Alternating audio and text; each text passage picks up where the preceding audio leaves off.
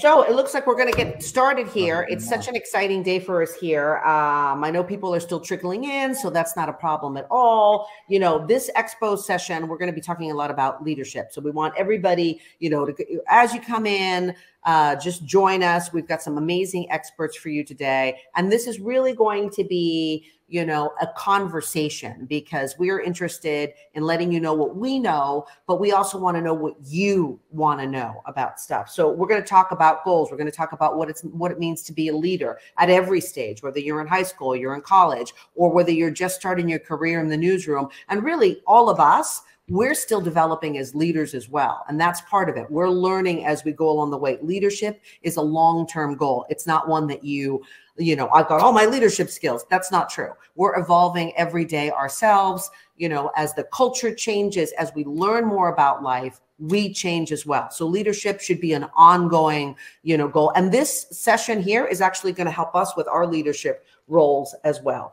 And trust me when I tell you, the three of us that you're seeing here, the four of us, we all had that first job. We all had to go from the classroom to the newsroom as well, you know, and so we want to share our experience and the mistakes and the things we learned along the way with you. So we're so excited that you're here. Okay, we're going to get started. We have some great experts that are going to share their secrets with you. Let me introduce our panel for you. Joining us is Raylan Johnson. Raylan, put your hand up so everybody knows who you are. MSNBC Director of the Weekend Programming. We have Mike Gatan. He is the VP of News at Telemundo 52, which is in Los Angeles. Yes. And also with us is Cristina Noval. She's the VP of Early Career Talent. So she's going to be watching you, people. This is the time that you're going to have to share yourself. So we're going to invite you. If you want something to say, you want to show yourself on camera, let us know. We definitely want to hear from you. Also, we've got a chat on the side. So if you want to weigh in or you want to ask a question, put it in the chat. And then we will be putting you on camera, or we'll be addressing some of your questions. I also have my handy phone here. So when someone signals me to bring you in, I shall be doing it. Okay. So this is entitled Leadership from the Classroom to Your First Job Summit. Okay. Let me just tell you a little bit about myself. Also, since I introduced the rest of the panel, my name is Jessica Aguirre. I'm the evening anchor at NBC Bay Area, which is the San Francisco Bay Area. I've been with NBC for 16 years. Before that, I was with ABC. I was also an anchor at ABC in the Bay Area. Before that, in Los Angeles, where I anchored. Before that, in Miami, where I anchored. So yes, I've been on TV since the beginning of time, when it was kind of black and white. I'm kidding, of course. But I started as an intern myself. I think we all started as interns. So we're going to tell you a little bit about that career path. Okay, Raylan, I want to start with you, because in your notes to me, you said that you should run your career like a campaign. And we're in the middle of the political season, right? So yes. I want to know what your strategy was and what you mean by being aggressive in setting your goals. Yes. So I think, first of all, thank you for having me. And Jessica, it's always great to see you, especially when you can't be on the West Coast. So I think it's really important, and it was described to me as this is, you should try to run your career as a campaign, right? You are the centerpiece of your success, but you can't get to that office alone. You need endorsements, which are like mentors. You need access and exposure, or you are fundraising, which would be an event like this, attending these things to get information, and all the nuggets that you learn from people, which happen to be free, which is great.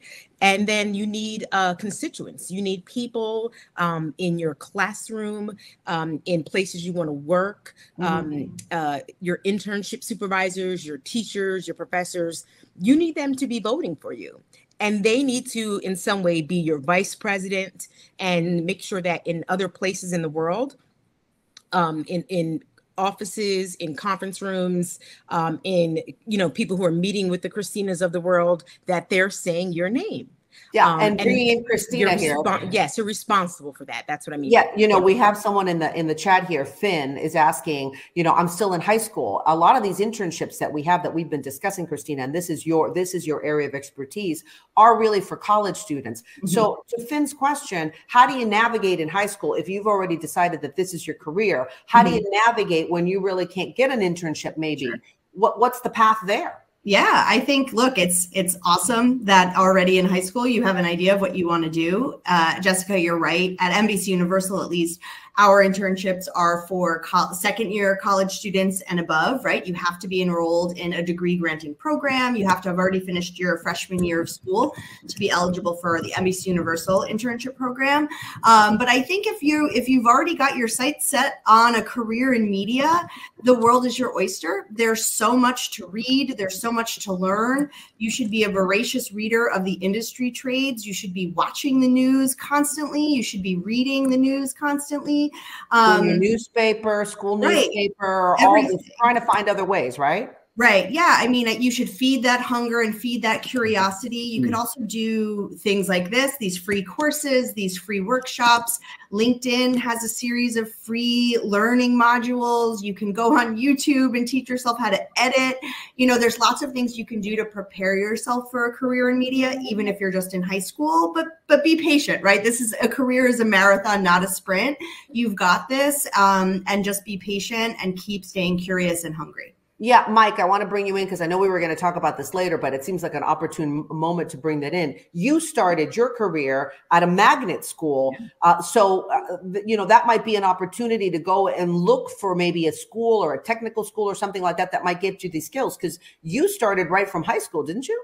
I sure did. And before I get to that, first, thank you to the NBCU Academy for putting this amazing panels in this morning. Great conversations happening elsewhere. You're right. I'm going to try to be a reporter here and try to kind of walk you through my experience in 1 minute. So it started for me in the Vidal Treviño School in Laredo, Texas. I always wanted to be in media. That was my dream. I wanted to actually be in radio. They told me at one point that I did not have that voice. So I said, let's try something new. So I stumbled upon a classroom for broadcast television. And that's how I got involved in my high school years, asking questions, kind of networking within high school with professors so they could actually connect me. And that's where my luck came in. The professor then, he basically put me up to a task and I took on the challenge. Even though I had no idea how I was going to put it together, I just decided to own it at the moment. So I built a little project and it opened up the doors for an opportunity to interview with the operations manager in KLDO-TV, which back then was a Telemundo affiliate, which is amazing. And that's how I started my career, running master control. So it was big three-quarter tapes during the graveyard shift. They don't know what tapes are. Yeah. Our audience doesn't know what a tape is, okay? But I think what's important here is that every day you got to wake up excited. You got to own your career. You got to own it in investing time in yourself and kind of finding unique ways to educate yourself in the field of expertise you want to build on, because that's how you start your career. It's self-investment, I think, at the end of the day. Raylan, I want to bring you back in because Mike just mentioned passion.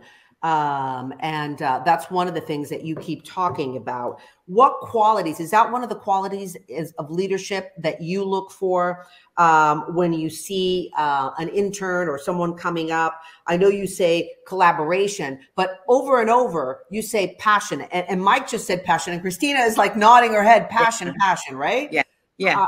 How do you define that passion, and how does that passion show up in a newsroom when you're working with young people? Yes. So I think you have to understand, when you get an internship, everyone is there because they all qualified. You're all smart. You're all brilliant. But what's going to set you aside is there are going to be interns who aren't going to be as plugged in as you could be. And that will be an instant flag for a manager. I'll remember, for instance, right now, for the past year, we've had an intern. Her name is Hannah. Very lovely. She would check in with me all of the time. She would nail all of her assignments and then say, but what else can I do? It's always about, in that internship, making yourself available, going over the top. You know, you obviously are getting paid for these experiences, but there's nothing like someone who's saying, can I shadow this? Are there people you think that I should meet while I'm here at this time? And getting on people's radar, and in that time, and especially, this is like a point of view, you have this opportunity to work with these group of people. When it comes down to it, you're getting your internship review, and 4 or 5 people are like, I could not have, like, she doesn't work here already. And turns out, like, you know, last week, you know, I had known, but I messaged Hannah like, hey, how you doing? And she was like, I'm finishing up my thesis. Anything I can do? I happen to be in the city on Saturday. Totally. And turns out I had known that, like, Monday she got 2 offers. She was in the final round for a CNBC internship, and she's going to be an NBC page. Fantastic. And like, that's the point of the internship. And she just stuck out more. Our other interns were fabulous, but she was passionate. Yeah, exactly. And I think if we looked at all of us, we're probably, the one common thread we have, all of us, is we were probably that intern before ourselves. We were like, me, I'll do it. I'll do it. Okay. Want to bring in someone. We want to bring in one of our people watching, one of our students on camera right now. Terrell Turner wants to come in and ask a question. Terrell, they're going to bring you in. Where are we going to, where is Terrell? He's about to, All righty. Well, we'll wait for Terrell to come in because he's got a couple of questions here. I can add something to Aileen's, Yes, do you want to? Go ahead.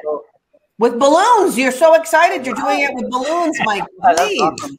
Is that the signal? You want to come in? Just do your balloons every time. That is fine. So I would advise, stay resilient. Listen, yes. When you seek out into interviews, whether it's an internship or your first role, even me, as I grew in my career, many a times there were setbacks and rejections. It's going to happen. So, you know what? You also said, when asked what makes a great leader, some of the things that you guys all said, Mike, you said being humble and empathetic. Christina, you said ownership. And Raylan, you said seeing everyone as individuals. So those are very, very different in your perspectives of that. Do you think we can put all those in one person together? You think you can find all those qualities?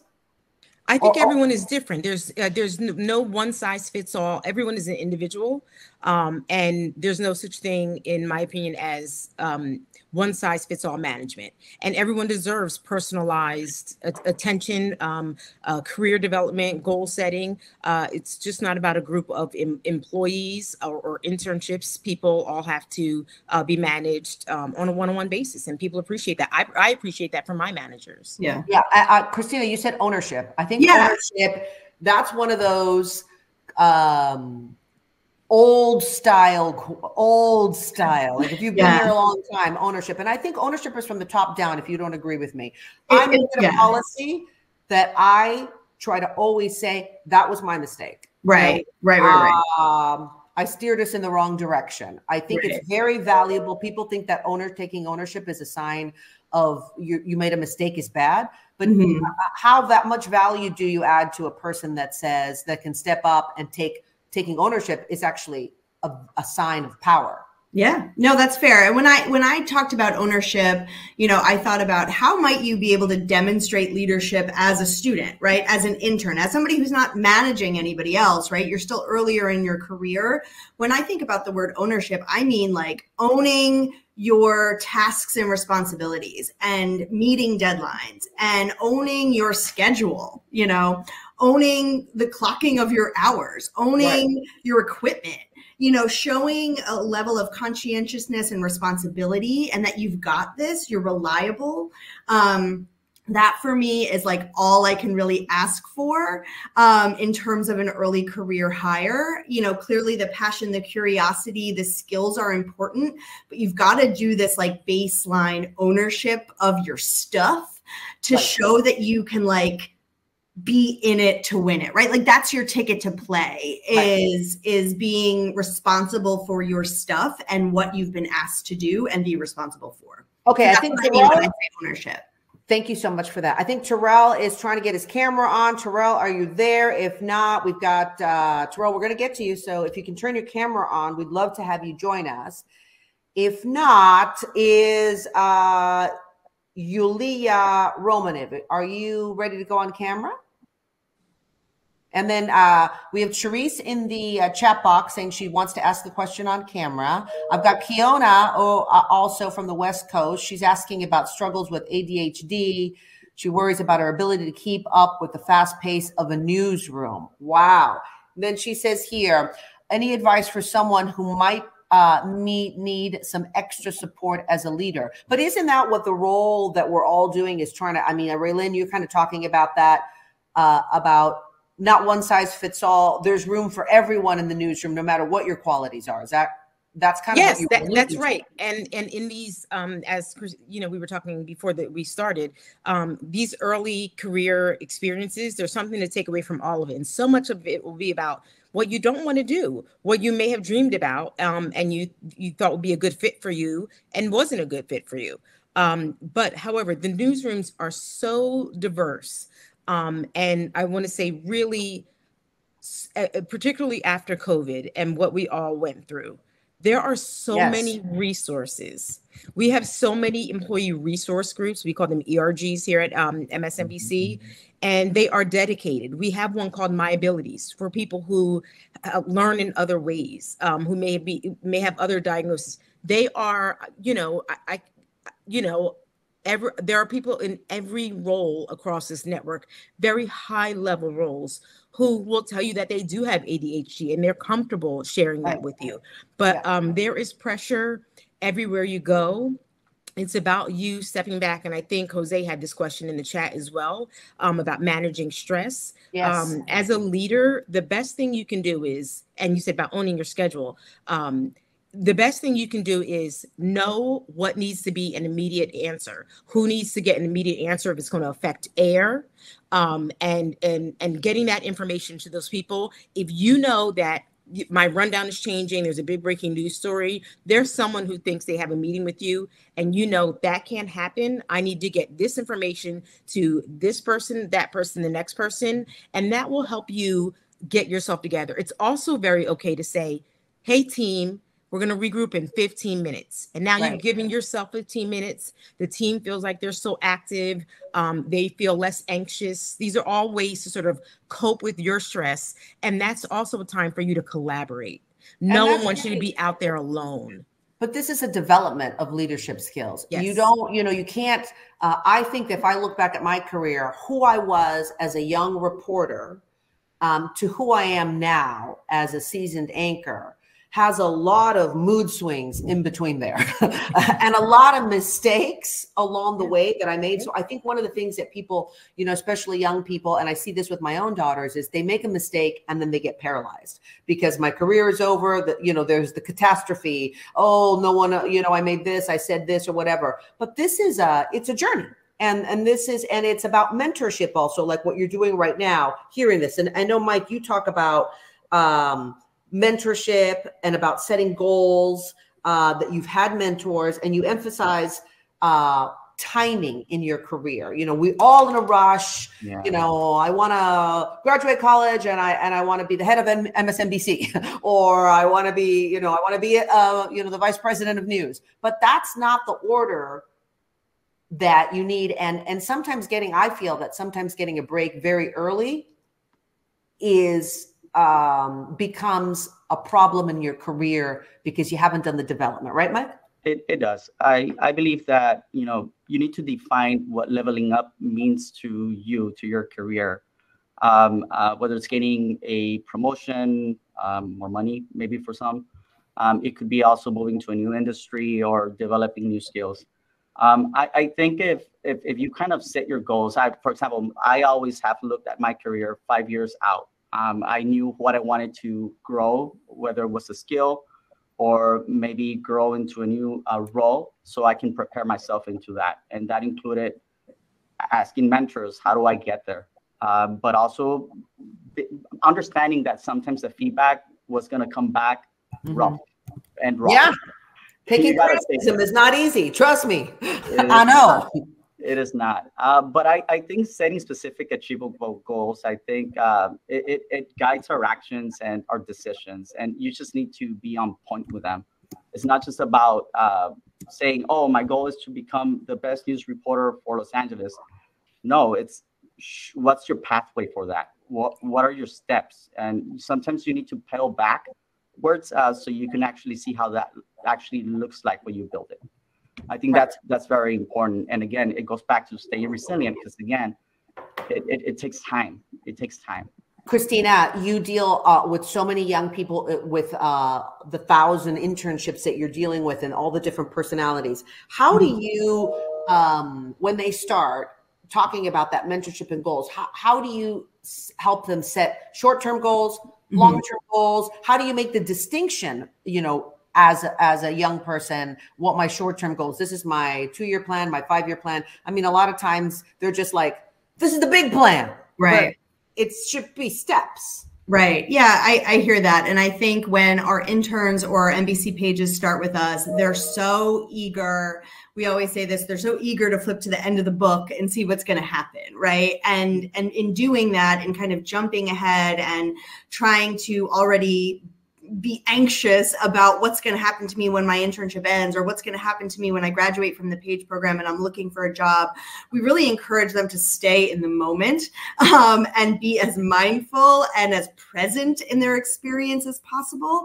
Because when you're looking ahead or you're borrowing trouble from the future and worrying about what's to be, you are oftentimes missing deliverables or, not always on track with what's actually being asked of you.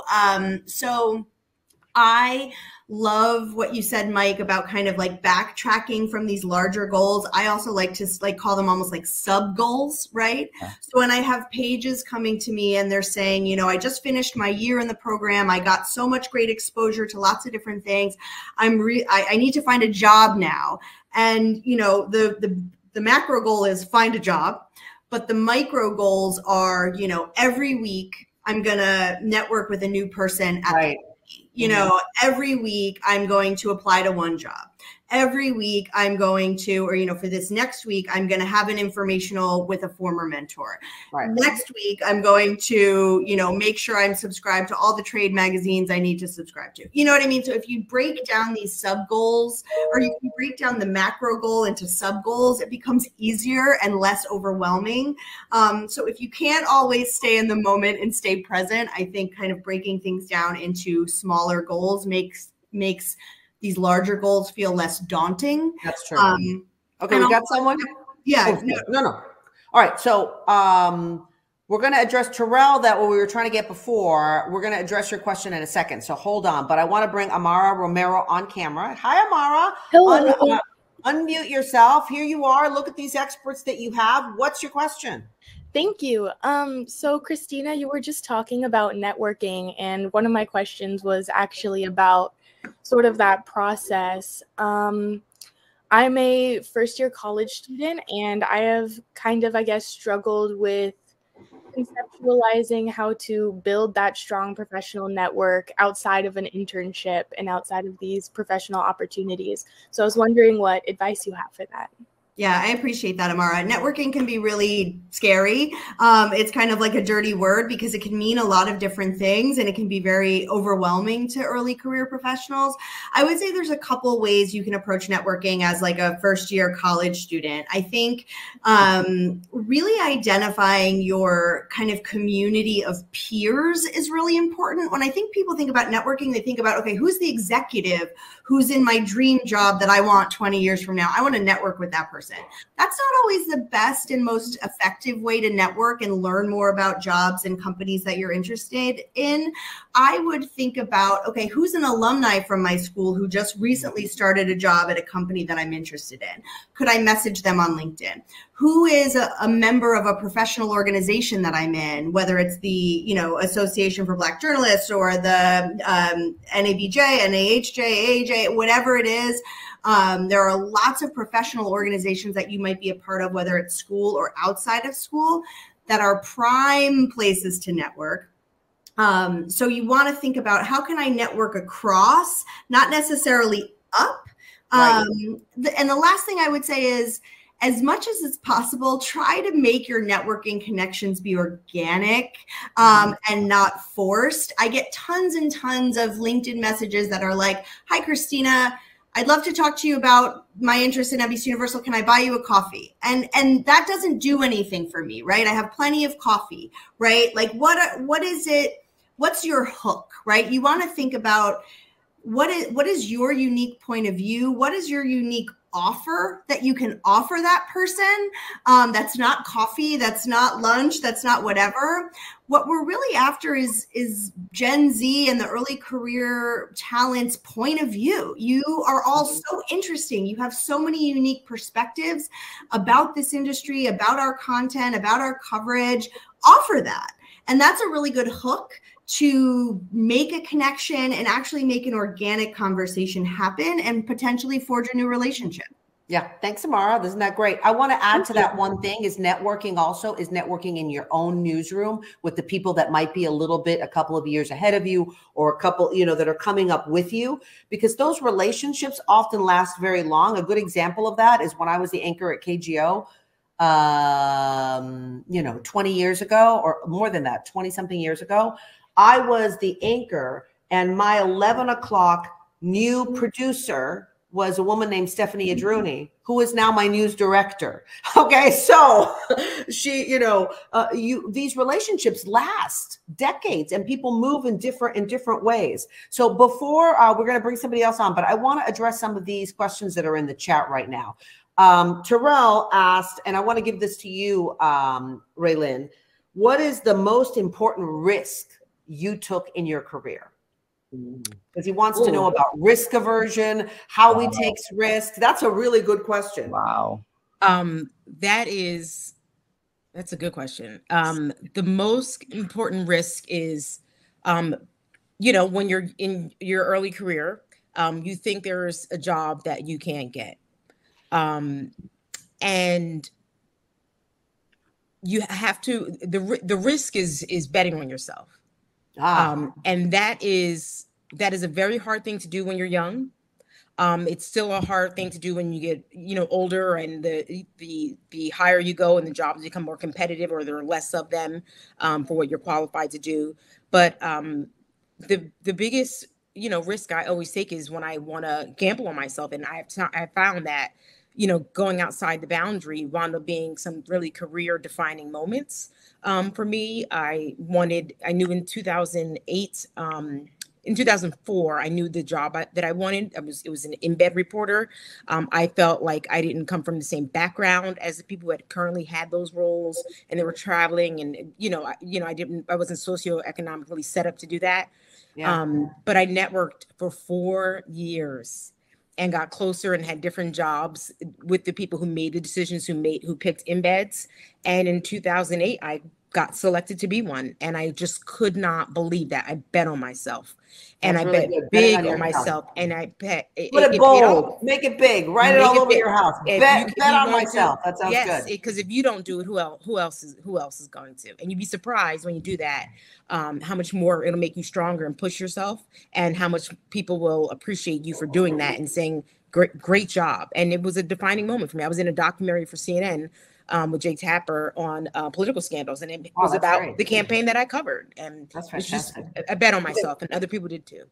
Luis, we're going to answer your question. You're in the chat, but first I want to bring in, let me see, Charisse Lane. Charisse, are you out there? I love when people magically pop up. Charisse. Is Charisse coming? Okay, while we wait for Charisse, let's answer Luis's question. Luis, there's Charisse. Charisse, yay, you're here. Fantastic. Hello. Okay. Thank you for being with us. What is your question? So I really wanted to know from you all individually, how long did it take for you to become content in the place you were in your career, and where you wanted to reach in your career? You're breaking up. I think you're asking how long did it take for us to get to the level of our career? To where you wanted to be in your career, and also how long, basically, like, are you content in the place you're in right now?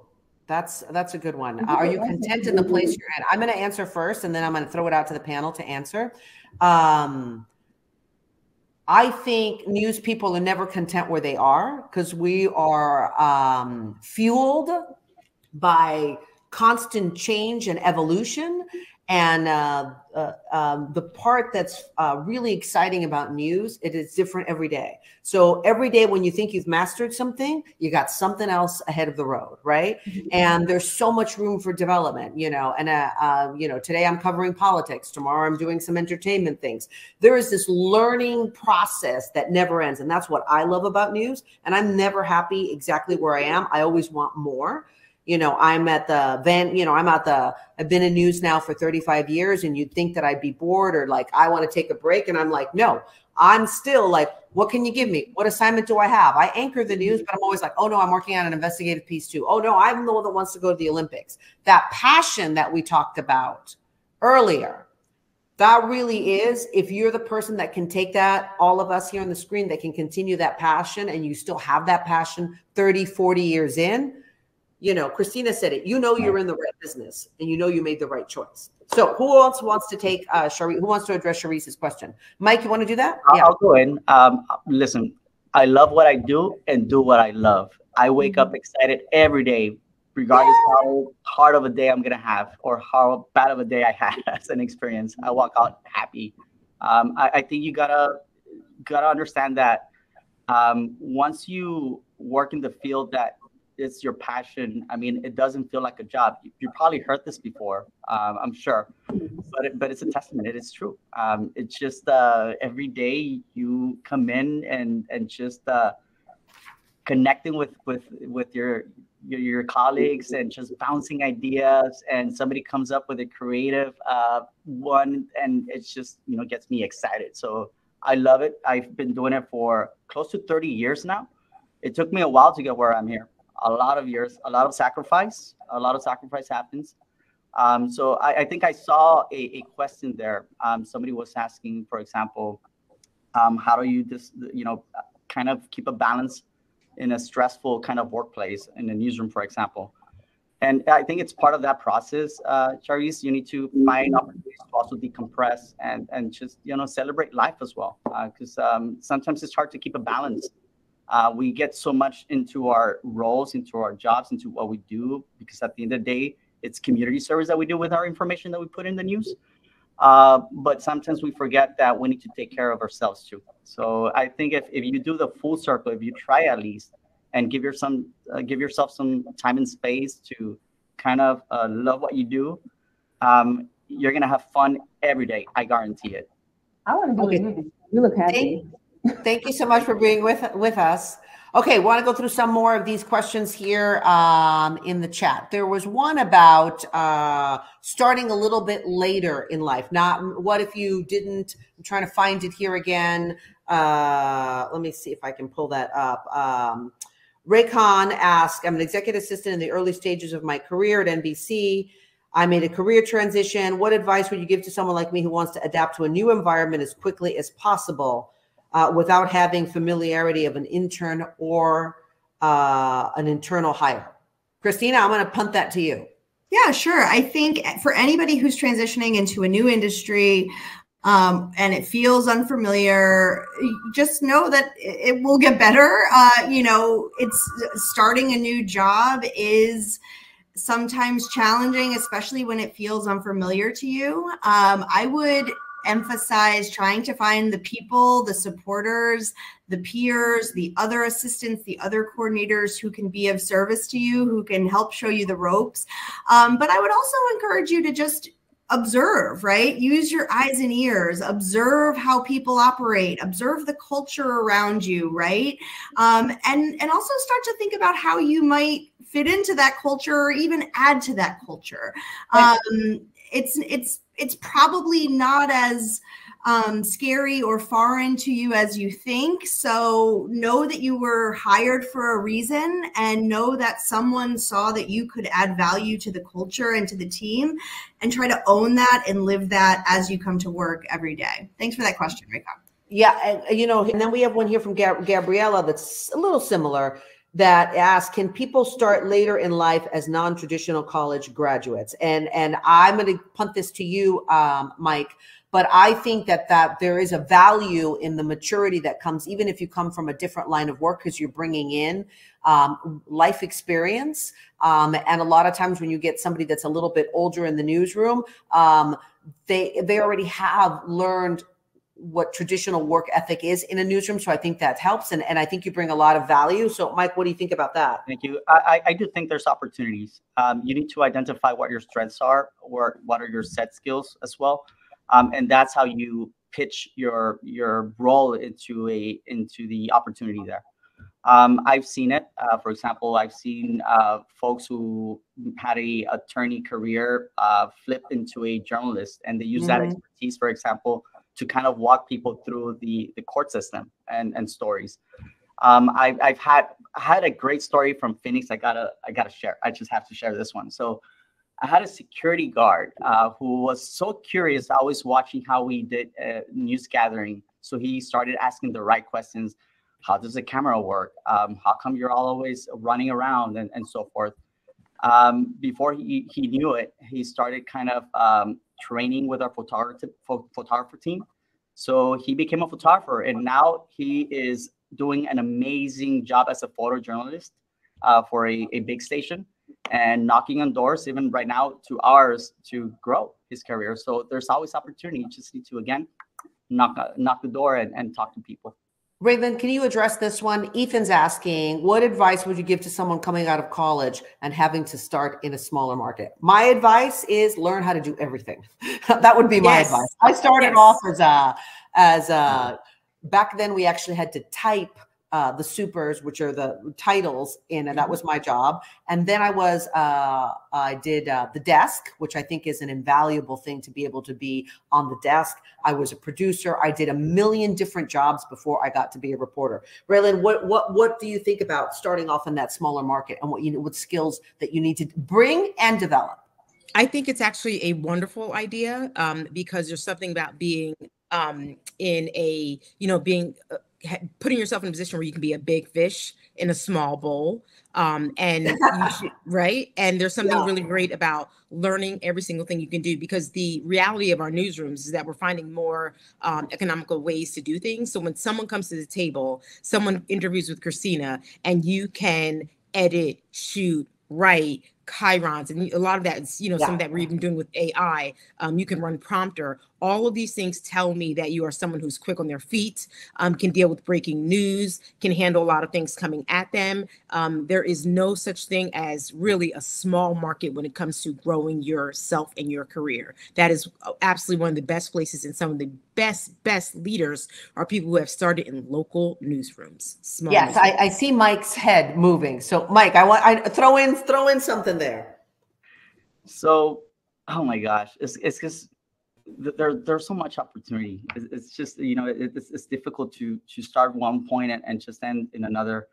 But going back is, the more you learn. I like the model that we have on the NBC and the Telemundo. The more you know, right? I think it speaks to that. It's just get involved, ask the questions, find opportunities to take on more responsibility. Don't be afraid to take risks, right? And also, I think I'm going to add this one. Don't be afraid to make mistakes either. Right. I think you got to take risks, make mistakes. That's how you grow. And earlier we were talking about career path and, how long before I actually grow into another role. One of the experiences I see with people is that they're in a rush to grow their career. So they stay 1 year in one place and they're already applying to others. Listen, when I'm searching for somebody, I want to hire somebody who I can tell that they went to war with the teams that we're in with, that they were there in the good times and the bad times. Yeah. Not just going in for 6 months, 12 months, and then just moving on. I think that speaks a lot about your integrity, about your dedication to your team. So just think about that. Make the right moves when the right time comes. Yeah. But get that experience. And showing that commitment to what you're doing right now and 100% into that role. We're winding down in town, but I want to go around with all three of you. And I want each one of you to tell me, looking back now, what would you tell Raylan? What would you tell Mike? What would you tell Christina with the experience that we all have now, what advice would you give to your younger self going in? Okay, Raylan, I'm going to put you in the hot seat first. Oh, it's easy, and it's hard to believe it. The trick is to believe it. But you're going to be okay. There are going to be times when you are overwhelmed, which right now, I am overwhelmed with how blessed my career has turned out to be. I come from a father who went to a segregated high school. Mm-hmm. I'm the first in my family to go to college. Me too. My grandmother was a domestic. My grandfather was illiterate. I could not have told myself any of those things. But if you take the values that you have from your family and that dedication, and you say to yourself, it's going to be okay. I'm young. I should feel this way. It's all going to work. It's all going to work out. Spend your time now, Raylyn, being the best version of you, because no one's going to beat you at that. That's the game you can play in town that no one else can play. Okay. That was, I love that. Yeah. Beautiful. Christina. Yeah, I have a manager now. She's the chief talent officer of NBC Universal, and she has so many nuggets of wisdom to share. But one of the things that she always says is excellent work does not get overlooked. And I wish that was something that I knew 20 years ago, right? To just keep doing work you're proud of, keep executing on what's asked of you and a little bit more, and people will notice it. And people will advocate for you, and you will grow your career if you keep reliably executing and doing excellent work. So I think if I had that knowledge 20 years ago, it would have made me chill out on my career journey. But, you know, looking back, your career can take twists and turns, and mine certainly did, and that's half the fun of it. So I would also say I wish I knew that my career will turn out exactly the way it's meant to turn out, and to just kind of trust the process and trust my own abilities, and I'll get to where I want to be. And I will have a fulfilling career, and I think I have. So that's a great question. Kudos. Mike. So I'm going to share 6 resilient pillars that I wish I could have stumbled upon when I was starting early in my career. The first one would be building confidence. Be confident in yourself. Trust your gut. Trust your experience. And don't be shy, I would say. The second one, adapt to situations. It's our world changes a lot. So I think that's one of the challenges that we have in newsrooms. Everything changes very fast. You need to learn how to adapt. I would have told myself. The other one would be keep it positive.